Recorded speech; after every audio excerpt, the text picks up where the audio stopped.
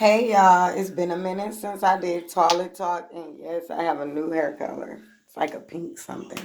But, anyways, today on Toilet Talk, I want to talk about the struggle of being a single mother. It's a lot of us out of here raising our children on our own. Maybe the father has passed, or maybe, he's just not in your child's life for whatever reasons.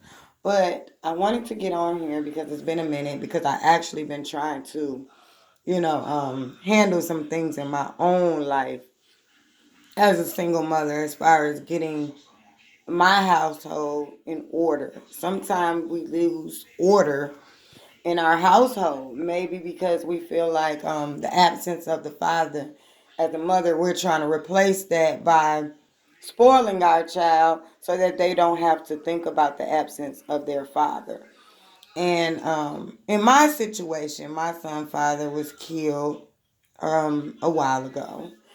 And as a child, he had counseling, and as a child, and we would always ask him, does this bother you that your father is gone? Or, just asking him questions, not trying to make him feel crazy, but trying to make him feel comfortable about the loss of his father.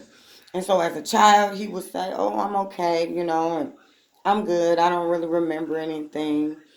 But, as a mother, you don't want to keep on, pressuring your child about the situation. And pressure sometimes can make that child feel uncomfortable growing up. But now that my son is a preteen, it all finally came out. He kind of had a little episode where he exploded. And it was like, I've been holding this in for a long time since my father died. But I didn't know these things because he was always holding it in.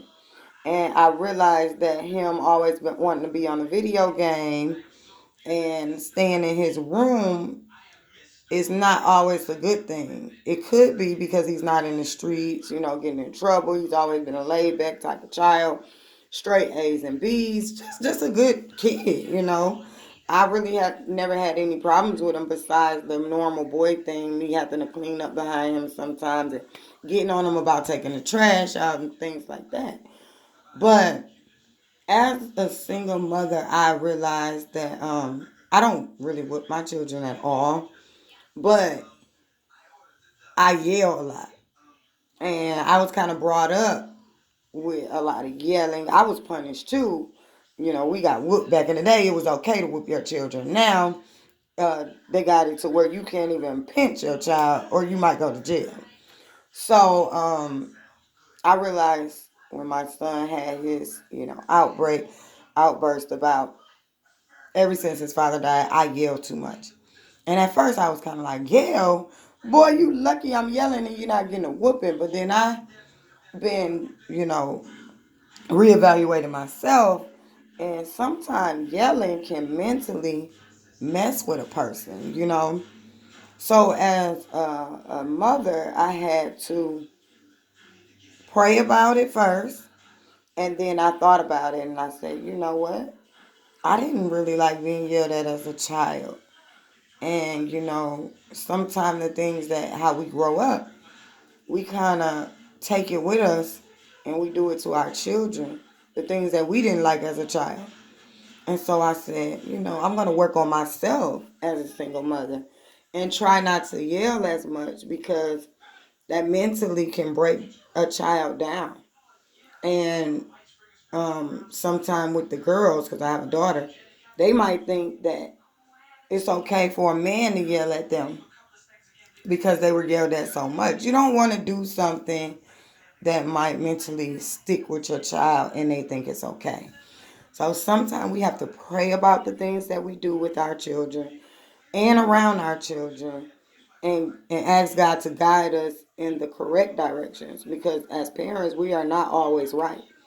And sometimes we get that in our head because we're the parents and they're a child. They don't know what they're talking about and we're always right. And that's not true. So I wanted to get on here and share some personal things that was happening in my home, and also help maybe a single mother out. You know, maybe sometimes you have to sit back, think about what you're doing, pray about what you're doing, and reevaluate what you're doing. Correct it and do it in a different way. So that's all for Toilet Talk. I just want you single parents to know that you're doing an excellent job. Don't never feel as if you're not a good parent. You know, if something is bothering you, pray about it. And I can guarantee you God will guide you in the right directions, and that everything is going to work out for you and your child. Stay strong, because nobody ever said being a single parent will be easy. It's definitely not, but keep going. Do the best that you can do. And that's that.